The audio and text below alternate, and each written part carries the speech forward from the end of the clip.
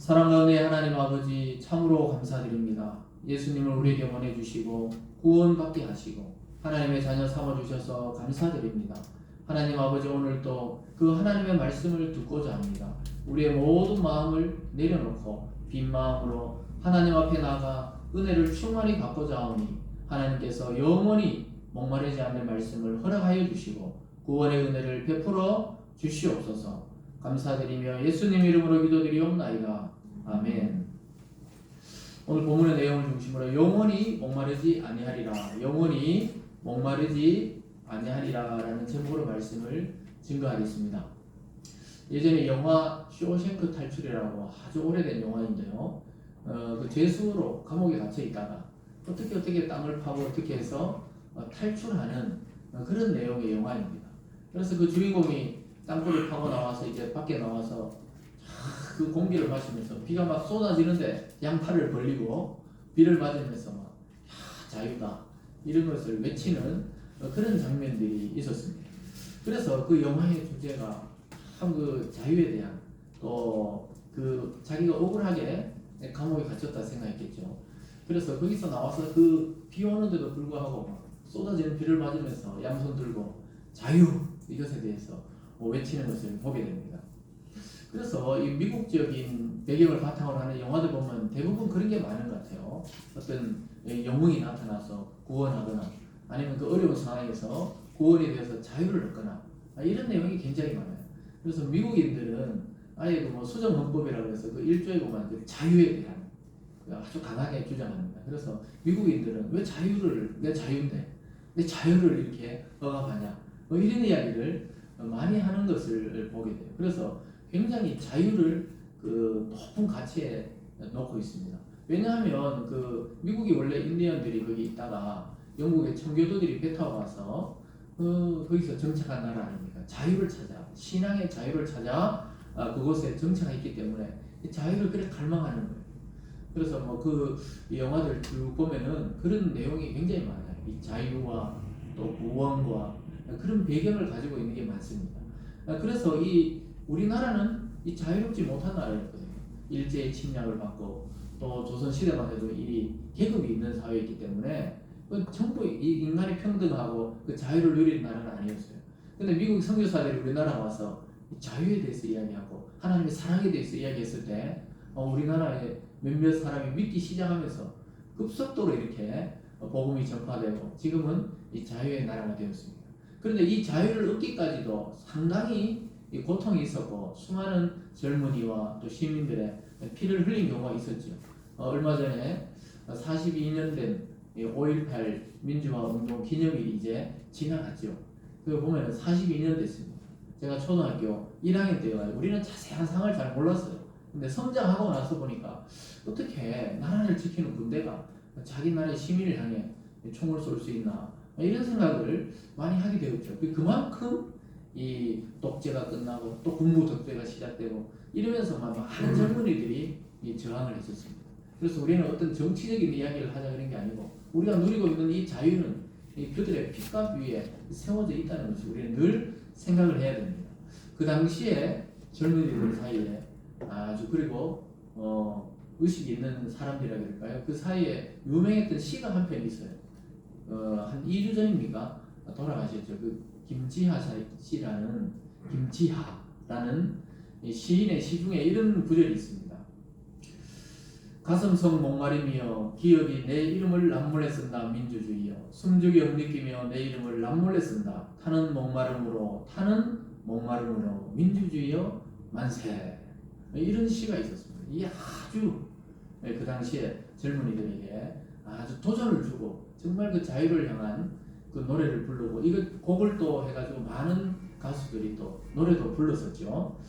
그래서 참 그 당시에 이 시 한 편이 이렇게 큰 힘을 또 줬던 겁니다. 그것 때문에 또 그 시인은 뭐 투옥도 당하고 고문도 당하고 그래가지고 빨리 돌아가실 줄 알았는데 그래도 80 넘게 이렇게 살다가 얼마 전에 돌아가셨는데 그때 뭐 막 인권도 없어요. 사람을 막 그냥 길거리에서 막 잡아서 패고 또 대모하면 패고 막 이랬단 말입니다. 그래서 인권도 없고 자유도 없었어요. 그런데 그 시절을 지나고 지금 이제 누가 우리가 뭐 밖에서 누가 뭐 대통령을 욕을 하고 뭐 어떤 사람을 욕한다고 막 잡아가고 가두고 이러지 않잖아요. 그래서 우리는 체제의 자유를 굉장히 지금 누리고 있습니다. 지금은 뭐 개인적 자유에 대해서 뭐 엄청나게 오히려 개인의 자유가 죄인 것처럼 그렇게 하다 보니까 또 국가라든가 또 지도자들에 대한 이 권위주의는 이 불편한 것이지만 이 권위에 대해서도 복종하지 않는 참 희한하게 또 자유가 너무 넘어서 방종에 이르게 되는 그런 시대에 살고 있어요. 그래서 우리가 그 민주주의가 오고 자유체제가 오고 이렇게 하면 사람들은 굉장히 자유롭고 마음이 막 시원하고 막 기쁨이 충만할 줄 알았는데 지금 시대가 되어도 사람들은 뭔가 마음에 불만족이 있다는 거예요. 마음에 갈증이 있다는 거예요. 그때는 체제적으로 자유에 대한 갈망이 강했지만 그 체제가 바뀌고 자유민주주의 국가가 되고 엄청나게 자유가 이렇게 주어졌는데도 사람들은 그렇게 마음이 시원하다는 것을 못 느끼고 있습니다. 뭔가 마음에 타는 목마름이 여전히 남아있는 것을 보게 됩니다. 여러분 우리나라가 지금 역사 이래로 가장 자유로워요. 사실 가장 부유합니다. 역사 이래로 가장 번영을 누리고 있어요. 근데 사람들의 마음은 더 좁아지고 더 이기적이 되고 더 뭔가 불만족이고 더 냉소적이고 더 폭력적이고 더 막 극악무도한 사건들이 더 일어나고 있다는 것을 보고 있습니다. 이게 참 우리가 아이러니예요. 그러니까 이게 뭐 자유민주주의 국가가 되고 뭐 체제가 바뀌고 정부가 바뀌어도 이 사람 마음에 이 목마름이라는 것은 그렇게 쉽게 해결되지 않는다는 것을 알게 되었습니다. 그래서 더욱더 사람들의 마음과 정신은 피폐해져 가고 있다는 것을 오늘날 발견하고 있습니다. 왜 그렇습니까? 그 사람들이 착각을 한 거예요. 이것만 가지면 좋아지고 경제 시비가 되면 우리가 좋아지고 우리가 뭐 좀 더 큰 아파트나 좀 더 큰 차를 타면 자유로워질 것 같고 자꾸 이렇게 뭔가 눈에 보이는 것이 바뀌면은 인간도 바뀐다 이런 생각을 가지고 있었는데 그렇지 않다는 것을 오늘날 깨닫게 됩니다. 여러분 지금 어른들 같은 경우에는 지금 30년 전 40년 전이 훨씬 못 살았잖아요. 근데 그때가 사람 사는 맛이 났다 이런 말을 왜 많이 합니까? 지금은 사람 사는 맛이 잘 안 난다는 것을 의미하는 것이죠. 그래서 사람들에게 한번 물어보면은 대부분 만약에 우리가 인터뷰를 할 수 있다면 한 명 한 명 물어보면 정말 행복합니까? 진심으로 행복하냐고 이렇게 물어보면은 사람들이 그렇게 행복한 것 같지 않다고 이런 말을 많이 할 것입니다. 여러분도 그럴 거예요. 우리가 예수님 만나기 전에는 이 진정한 행복이나 기쁨이나 평안을 누린 적이 거의 없다는 것을 알게 됩니다. 조금 아이들이 좀 크고 집이 좀 안정되고 경제가 좀 안정되고 또 남편도 좀 좋은 직장 가고 막 이렇게 되면 안정될 줄 알았잖아요. 안정이 안 된다는 거예요. 마음이 여전히 불안하고 갈증이 있고 또 갈등이 있고 뭔가 더 불만족이 높아지고 있다는 겁니다. 왜 그렇습니까? 하나님이 주시는 만족이 아니고 세상이 주는 만족은 갈증이 날 때 소금물을 퍼마시는 것과 똑같기 때문에 그렇습니다. 여러분 바다에 혹시 표류할 일이 별로 없겠지만 바다에 혹시 조난을 당하시면 절대로 바닷물을 퍼마시면 안 된답니다. 왜냐하면 목이 너무 마르니까 막 물이 넘치잖아요. 바다에. 그 물을 탁 마시는 순간부터 어떻게 됩니까? 잠시 시원하지만 그 목이 더 타들어가는 거예요. 그 목마른데 소금물을 마시니까 더 타들어가서 결국은 죽음에 이르게 되는데요. 세상이 주는 만족이 그렇다는 겁니다. 세상에 우리가 조금 더 벌자, 조금 더 위로 올라가고, 조금 더 진급하고, 조금 더 뭘 해보려고 그랬지만, 그러면서 현재의 행복은 못 느끼고, 자꾸 미래의 행복이 있는 것처럼 나갔는데, 아무것도 안 남고, 어느 날 관자가에 들어갈 날이 다 가까운 거예요. 그래서 이게 착각이라고 합니다. 이것이 사탄이 주는 가장 집요한 우리 인간을 속이는 방법이에요. 야, 조금만 더 열심히 해. 조금만 더 공부해. 조금만 더 인류대학을 가. 조금만 더 돈을 벌어. 그러다 인생이 다 지나가고 뭐가 났습니까? 마음에 갈증이 나와요. 해결되지 않는 문제가 있는 거예요. 자기 삶을 해석이 안 되고 죽음의 문제도 해결이 안 되고 영혼의 문제도 해결이 안 되고 결국은 인간관계 문제도 해결이 안 되고 가정의 문제도 해결이 안 되고 돌아오면 아무것도 해결된 게 없이 신기로만 쫓아오다가 끝이 난다고 성경은 말씀하고 있습니다. 근데 우리에게로 누군가 찾아오셔서 이 문제를 해결하셨다는 겁니다. 그 누구냐면 예수 그리스도가 육체로 이 땅에 오셔서 우리의 이 영혼의 목마름, 마음의 갈증을 해소했다는 것입니다. 믿습니까? 그래서 예수 그리스도 안에 있는 자는 참 평안을 누리는 거예요. 오늘 우리가 찬양했듯이 목마른 내 영혼 주가 허락한 그 목마른 내 영혼이 주님이 다 영생수를 줘가지고 기쁨을 누리고 마음의 만족이라는 것을 처음으로 느끼게 된 것입니다. 오늘 본문에 나타난 이 한 여자 사마리아 수거 땅에 한 여인이 바로 오늘 그런 영혼의 갈증을 해결받고 자유를 누리게 된 거예요. 그 당시에 뭐 민주주의도 아니고 독재도 아니고 그 당시에 뭐 왕정 시대에서 또 로마가 지배하는 그 시대에 있었지만 그 체제에 상관없이 예수 그리스도를 만나고 참 기쁨을 누렸다는 겁니다. 여러분 이 세상의 모든 사람이 이 타는 목마름으로 지금 살아가고 있습니다. 이 갈증을 해소하려면은 정권이 바뀌어도 안 돼요. 또 유명한 부자가 우리 집 한 채씩 줘도 안 돼요. 누가 와야 됩니까? 예수 그리스도가 우리 각 개인의 인생을 찾아오셔서 그 문제를 해결할 때 참 기쁨과 평안이 있는 줄 믿습니다. 그래서 오늘 이 여자는 나중에 알고 보면 남편이 5명이나 있었고 과거형이죠. 5명이 있었고 지금 사는 6번째 남자도 자기 남자가 아니라고 예수님이 다 이야기합니다. 그래서 이 여자는 아마 이 사랑에 대해서 목마름이 있었던 것 같아요. 그래서 뭐 이 남편은 사랑만 잘 받으면 자기 문제가 해결된다고 생각했기 때문에 남편이 사별했는지 뭐 이별했는지 몰라도 어쨌든 5번의 남자가 지나가고 6번째 남자를 만났는데도 뭔가 해결이 안 됐어요. 오히려 사람들이 손가락질해요. 물론 이 여자가 부정한 방법으로 결혼한 건 아니에요. 네? 부정한 방법으로 한 건 아니지만 뭔가 부끄러워가지고 얼굴을 들 수가 없어가지고 한낮에 여러분 우리 생각에는 한낮에 물 들어가야 이건 밤에 가나 이러는데 이 당시에 이 사마리아 땅은 대낮에는 너무너무 더웠기 때문에 40도 50도 그 떼양볕에 물 들어온 사람이 없거든요. 근데 이 여인은 그때 아무도 없다고 생각하고 물동이를 이고 물을 들어 나왔어요. 왜냐 사람들 만나서 또 막 이야기 듣기를 싫은 거예요. 얼마나 옆에서 말이 많습니까? 왜 네 남편이 6번째나 됐냐? 왜 남자 이러면 사람 보기 좋더냐? 안 좋더냐? 별 소리를 다 하니까 혼자 조용히 그냥 와서 물 떠서 가고 뭐 이랬던 여자인 것 같아요. 근데 오늘 그 문제가 많고 참 인생이 해결되지 않는 그 여자에게로 누가 찾아오시느냐? 예수님이 의도적으로 나중에 보면 그 땅에 왔다는 것을 알게 됩니다. 그래서 우리가 요한복음 3장에서는 한밤중에 니고데모가 찾아왔지만 오늘 예수님은 찾아가신다는 거예요. 그 한 여자 아무도 이름도 모르는 이 한 여자에게 예수님이 찾아가셔서 그 문제를 해결하고 결국 이 여자를 통해서 그 동네 전체가 우리가 다음 주에 살펴보는데 그 동네 전체가 예수님을 받아들이고 부흥이 일어났다는 것을 보게 됩니다. 그래서 저와 여러분의 한 명의 구원은 한 명에서 끝나는 게 아니에요. 그 한 명을 통해 가문이 때로는 도시가 때로는 나라와 민족이 구원에 이르게 된다는 사실입니다. 그래서 우리 인생은 우리 것이 아니에요. 이제 하나님이 우리를 딱 불렀다면은 그 한 사람을 통해 수만 명에게 영향을 주고 또 주님께로 돌이키는 그런 도화선이 된다는 것을 보여주고 있습니다. 저와 여러분 정말 타는 목마름으로 살아가다가 여러분 만족이 없으셨죠? 저도 만족이 없었던 것 같아요. 조금 더 해보자. 저 공부도 좀 더 해보자. 또 일도 좀 더 해보자. 또 막 인기를 많이 누려가지고 막 연예인도 한번 해보자. 그래서 막 개그맨 시험도 치고 막 다 했다 아닙니까? 방송국. 지금은 MBC가 일산과 저기 그 상암동에 새로 지었지만 예전에 여의도에 있었거든요. KBS 있고 그 뒤에 MBC 있고 그래 막 군대 갔다 와가지고 한번 유명해져 보자 하면서 개그맨 시험처럼 막 올라갔다 아닙니까? 99년도에 사람들은 종말이 온다 그랬지만 저는 꿈을 향해서 서울로 막 비 내리는 장마철에 그 비를 맞지는 않았죠. 버스 타고 와서 시험 보고 그랬죠.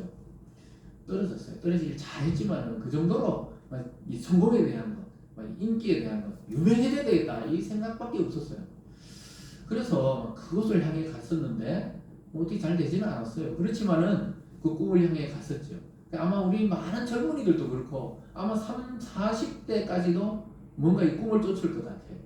근데 한 50대 되고 60대 되면은 이 삶이 마음대로 안 된다는 거 이제 서서히 깨닫게 되죠. 그리고 신앙이 있는 사람들은 하나님이 우리를 뭔가 이끌어 가신다는 것을 감지하게 됩니다. 신앙생활을 자꾸 하다 보면 하나님이 여기까지 인도하셨다는 것을 알게 되고 내가 하나님을 찾아간 것이 아니고 오늘 주님처럼 주님이 우리를 찾아오셨다는 사실을 깨닫게 됩니다. 여러분 오늘 말씀을 통해 오늘 1부고 다음 주 2부입니다. 요 4장을 통해서 여러분 인생의 문제를 해결받고 여러분 마음의 부흥을 누리시기를 주님의 이름으로 축복합니다. 오늘 첫 번째로 보면요, 사마리아의 한 여자와 예수 그리스도의 만남이 성사되는 모습을 보게 됩니다. 예수님이 어제, 지난주죠. 우리는 어제가 아니죠. 예수님은 그 당시는 어제지만 예수님이 그 니고데모 이야기도 있고 뭐 세례도 베풀고 이러다가 이제 유대 땅이라는 데서 갈릴리로 이렇게 우리로 보면 내려오는 길이죠. 여기서 뭐 올라가는 거지만 그래서 내려오는 길에 어떤 땅을 지나야 되냐면 사마리아라는 땅을 지나가야 돼요. 근데 유대인들은 사마리아인들이 부정하다고 생각했기 때문에 그 땅을 돌아서 가요. 예를 들어 1시간 만에 질러갈 길을 한 서너 시간 걸쳐서 돌아간다 이 말입니다. 근데 예수님은 오늘 아무 생각 없이 그쪽으로 지나가는 것처럼 보여요. 예수님은 유대인인데 왜 저쪽에 저 부정한 땅을 지나가나? 근데 예수님은 어떤 인간적인 생각과 규정과 이런 데 매이지를 않아요. 구원할 자가 있다면 어떤 길이든지 그냥 가로질러서 가시는 것입니다. 그래서 유대인들은 그 참 사마리아에 있는 사람들을 이방인보다, 그러니까 완전히 다른 나라 사람보다 더 나쁘게 취급했어요. 소위 말하면 요즘 말로 하면 개 취급을 했어요. 개 취급. 그래서 짐승처럼 여기는 그 땅을 예수님이 찾아갔다는 거예요. 찾아가셔가지고 한 여자를 만나요. 3절과 4절을 보면 이렇게 말씀합니다. 본문 3절과 4절입니다. 유대를 떠나 갈릴리로 가실새 사마리아를 통과해야 하겠는지라. 그 사마리아를 통과한다는 것은 유대인들은 수치로 생각했기 때문에 그 땅을 지나가지 않아요. 근데 예수님은 어떠한 영혼이 구원받아야 될 계획을 갖고 계시기 때문에 그 땅을 지나가는 거예요. 그냥 이렇게 보면 목이 말라서 우물가에 앉아 있었다 이렇게 성경이 기록하지만 나중에 전체적인 걸 보면 이 한 여인을 만나기 위해서 그 우물가로 가셨다는 사실을 알게 됩니다.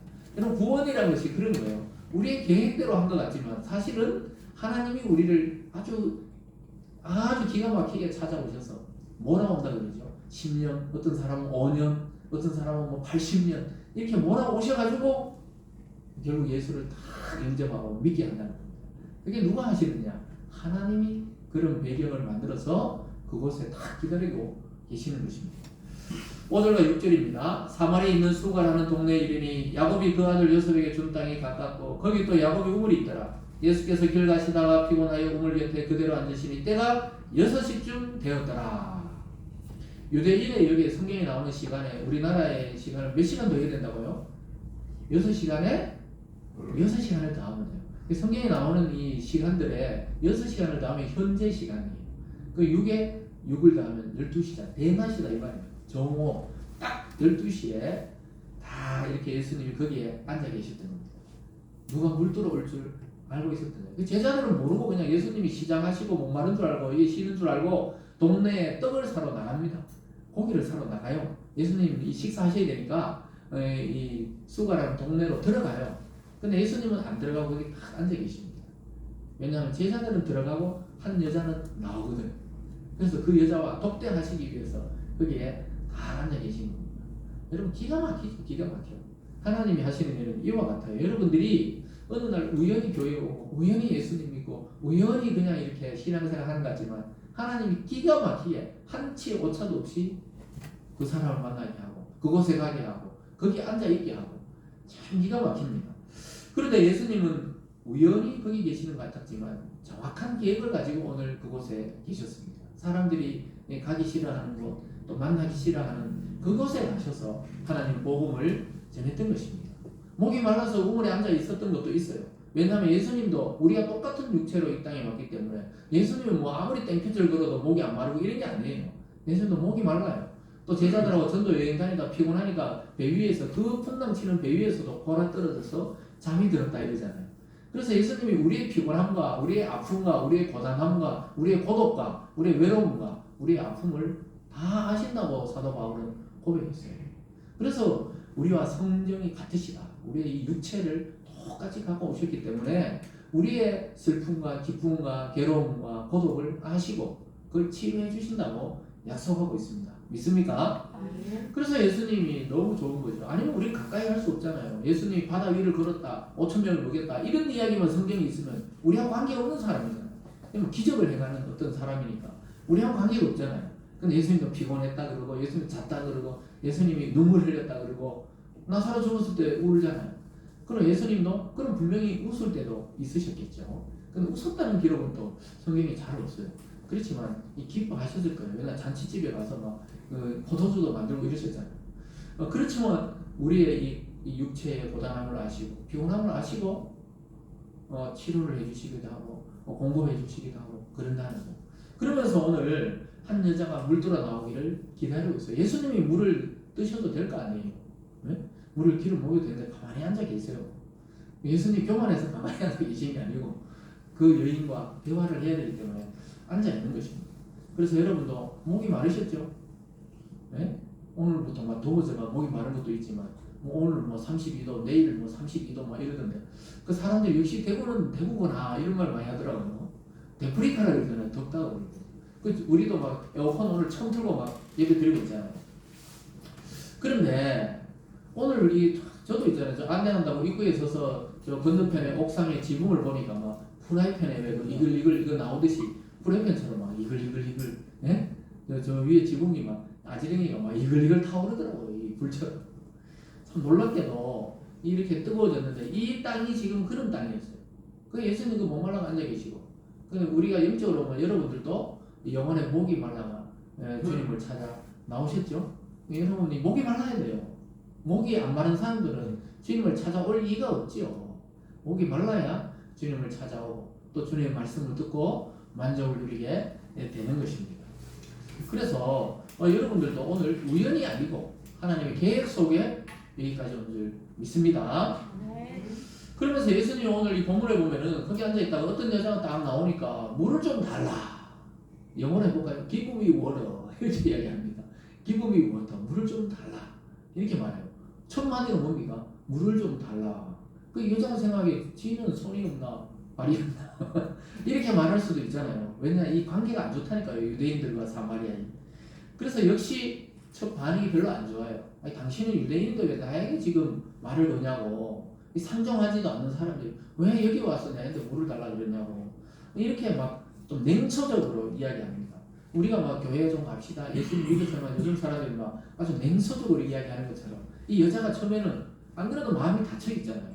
안 그래도 막 이 동네에서 부끄러워 혼자 물 들어 나왔는데 그것도 유대인 남자인 걸 딱 보면 알잖아요. 그 유대인 남자가 왜 자기 있는 말을 거냐는 거예요.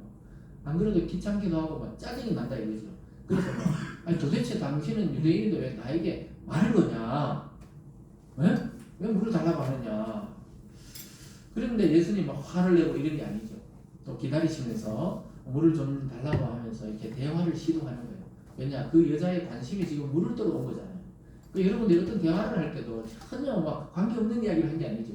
예수님도 전도하실 때 보니까 관심이 있는 분야, 여자가 물에 관심이 있으니까 물에 대해서 먼저 이야기를 하시면서 나중에 이걸 영적인 것으로 끌고 가시죠. 우리가 처음부터 막 그냥 막 이런 뭐 교회 이야기하고 막 진리에 대해서 이야기한다고 알아듣는 게 아니에요. 아, 교회 가자. 교회 국수 맛있다. 뭐 이렇게 오는 거죠, 처음에. 교회 국수 맛있다. 그렇게 오는 거죠. 교회 우리 점심밥 맛있다. 그렇게 해서 그냥 따라왔다가 말씀을 듣기도 하고 또 은혜를 받기도 하는 것이죠. 요즘에는 뭐 우리가 좀 식사를 같이 안 하는 거 그렇지만은 그것도 아주 중요하더라고요. 그걸 기여하더라고요, 사람들이. 어쨌든 이렇게 예수님께서 그들의 관심을 통해 끌어가시는 것이죠. 그래서 어떤 분들은 자기가 교회에 와서 병 치유되고 예수 믿는 경우도 많아요. 자기 아이들이 또 교회 먼저 갔다가 어떤 바르게 되는 걸 보고 또 교회 오는 경우도 있고 또 반대로 부모님이 은혜를 체험하고 자녀들을 데려가기도 하고 이런 하나님이 접촉점을 만들어 주신다는 것입니다. 그런데 사람들은 처음에는 마음을 탁 닫아요. 예전에는 어른들이 지나가다가 학생들이 교복 입고 담배 피우면 어떻게 합니까? 야 이놈들아 이러면 애들이 아유 죄송합니다 가든지 도망가든지 이러잖아요. 요즘에 어떻게 해요? 어른들이 이를 피해가지고 그만큼 애들이 강팍해져 있다는 거죠. 이 애들이 그 정도라면 어른들 마음은 어떤지 알겠죠? 더 냉소적이고 닫혀 있어요. 그래서 우리가 지혜롭게 잘 예수님처럼 물을 좀 달라 이러듯이 어떤 그 지혜를 통해 그 관심사를 통해서 그들에게 접근해서 그 만남을 가지고 또 거기 해결을 해주는 것이죠. 그래서 오늘 이 만남은 역사적인 만남이 되고 나중에 이 수가 동네 전체가 예수님 믿고 구원받는 계기가 된다는 거예요. 그 여자는 전혀 그렇게 될 줄 몰랐다는 것입니다. 여러분 오늘 본문에서 이 마음의 병이 든 여자가 예수님을 발견하고 또 아직은 모르지만 이런 만남이 있었다는 것이 은혜입니다. 저와 여러분이 예수님의 복음을 듣고 교회를 만났다는 것이 은혜인 줄 믿으시기 바랍니다. 근데 오늘 두 번째로 예수님께서 하나님의 선물에 대해서 말씀하는 것을 보게 됩니다. 아니, 여자하고 대화하다가 예수님이 선물이 있다는 거예요. 하나님이 내가 누군 줄 알았으면 하나님이 줄 선물을 알았을 건데, 이렇게 나중에 이야기하시는 걸 보게 돼요. 그 선물이 뭡니까? 결론적으로 보자면은 13절과 14절에서 오늘 본문에서 이렇게 말씀합니다. 예수께서 대답하여 이르시되 이 물을 마시는 자마다 다시 목마르려니와 내가 주는 물을 마시는 자는 영원히 목마르지 아니하리니 내가 주는 물은 그 속에서 영생하도록 솟아나는 샘물이 되리라. 영원히 목마르지 않는 물을 주겠다는 거예요. 이게 오늘 핵심입니다. 핵심.